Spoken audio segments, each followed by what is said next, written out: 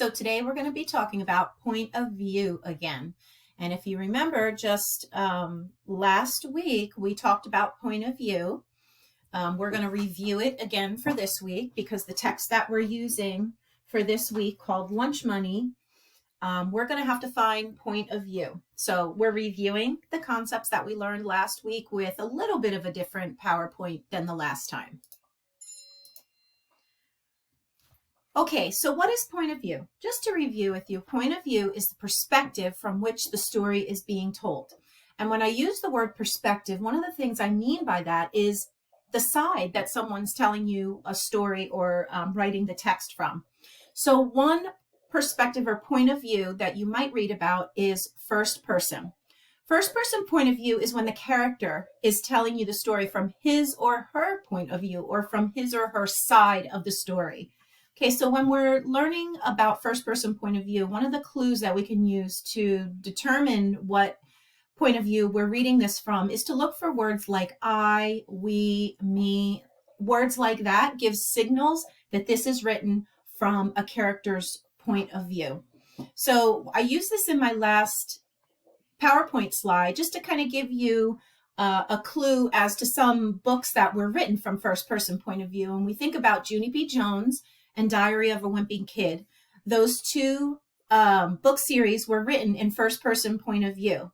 Junie B. Jones, we know, is told from her side of the story. So think about that for a second. What if there was a narrator telling the story? I wonder if we would have gotten the same type of feelings and details that we got from Junie B. Jones herself telling the story.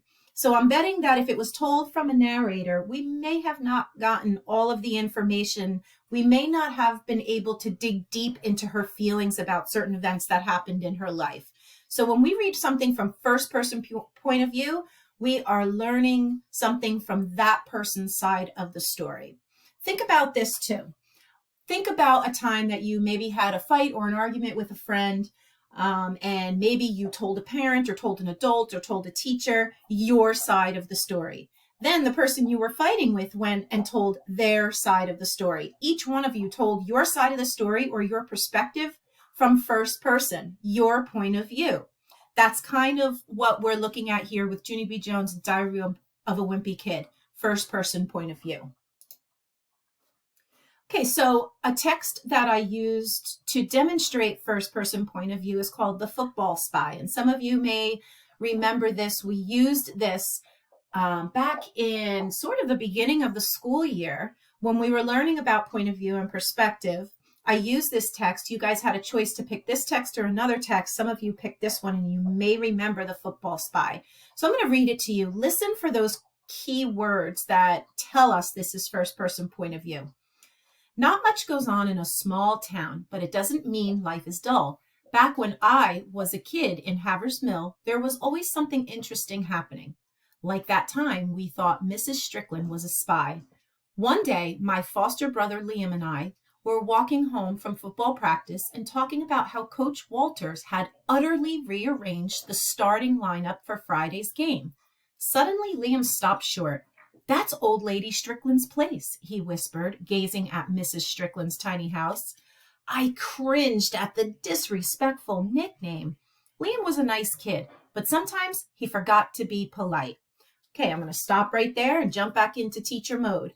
Notice there that I'm reading words like I and me, and those are a quick indication to me that I'm reading this from one of the characters' point of view or one of the characters' perspectives.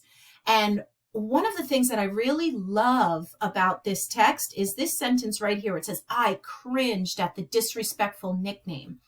When I read sentences like that in first person point of view, I feel like I'm getting an in-depth look at how the character is feeling. When we read something from first person, it really does affect the way the person is telling about the events in a story. So again, like going back to the Junie B. Jones example, when I hear things from her point of view, I feel like I'm getting such an in-depth look at how she's talking about the events and how she felt about the events. I love that because I feel like I'm getting to know the character one-on-one. So another point of view that we may read something is third person point of view. And this is where a person is not involved in the actual story, but is telling you the story and thinking of the actions and words of all the characters. So in other words, it's like a narrator telling the story. I feel, in my opinion, and you may disagree with this, but I feel, in my opinion, that when we're hearing a story from third person, we may not be getting the in-depth look at how a character actually feels about a certain event that happened in the story. Reading something from third person doesn't mean that you're not getting all the information. It just means maybe that you're not getting as in-depth point of view from the actual character telling the story. So again, third person point of view is like reading from a narrator's point of view. And when we look at third person, you can look for words like he, she, they.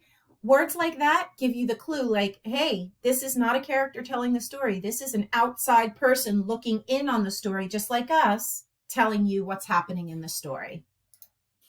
Okay, so here's text told from a third person point of view. Again, we're thinking about, this is not told from the character's point of view. This is kind of a neutral narrator kind of giving you information.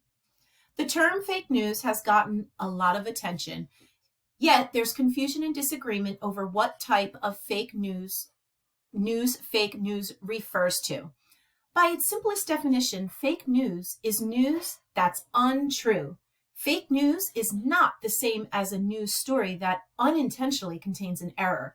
Even news sources with high ethical standards occasionally make mistakes. When that happens, real news sources will retract the story and or make corrections. Okay, I'm stopping there. Notice how I don't feel like I'm hearing something from somebody's side. I feel like someone's telling me something about something they heard or something that they know. I'm not actually getting it from a character. For example, I wonder if it would sound differently if it was told from an actual news reporter that they're talking about. I wonder if I would get that same kind of just neutral stance on the whole position. If I was being told from someone who is actually there or from a character that's actually part of what they're talking about, might sound quite different. Okay, so now you give it a try. Pause the video and go ahead and read the short little text that I have here, The Boy Who Wanted the Moon, and see if you can determine what point of view are you reading this. Go ahead and pause the video now. Okay, moving on. I hope you had a chance to read this short little text. Now let's see if we can agree on what was the point of view. All right, so as I was reading it, I did see words like I and us and you. So at first thought, I was like, oh, okay, this must be first person point of view because that's what I learned. Look for words like I, us, you, we. But then as I was reading, I noticed quotation marks. So some of the things that the characters were actually saying was in quotation marks, which means somebody's telling me that they said those things. So I'm not sure that can be first person point of view. I think I need to look a little deeper. And as I did look a little deeper, I did read words like he and his, which tells me that I am not reading this in a first person point of view. I'm reading this in a third person point of view. So I use this text on purpose because this is a good lesson for us. When we see phrases and sentences in quotation marks, that is an indication that someone's telling us that someone said that. I hope that doesn't sound too confusing. So if somebody's telling me that the character said that, that must mean I'm reading in third person because I'm not hearing it from the actual character itself. So that was kind of a tricky one. I hope that you guys were able to determine third person. Okay, last PowerPoint slide. This is just a quick recap of what we just talked about. What is point of view? Well, point of view is the perspective or the side from which the story is being told. We learned that we could be learning about first person point of view, which is told by an actual character in the text. Or it could be third person point of view, which is someone who is not in the story, but telling you about the actions and the thoughts of characters in the story. So we could be reading from two different points of view. And one of the things that we're going to focus on is thinking about how the point of view influences or changes how the events in stories are told. So again, going back to my Junie B. Jones example, when Junie B. Jones tells us the story of her life, she is giving us in-depth looks at the events and the thoughts and the feelings that are happening to her. If I'm reading from a third person point of view, I may not get all of that in-depth feeling and thought that I would get from first person point of view. So point of view does absolutely influence or change how the events in the story are told. And that's what we're going to be looking at in this week's work.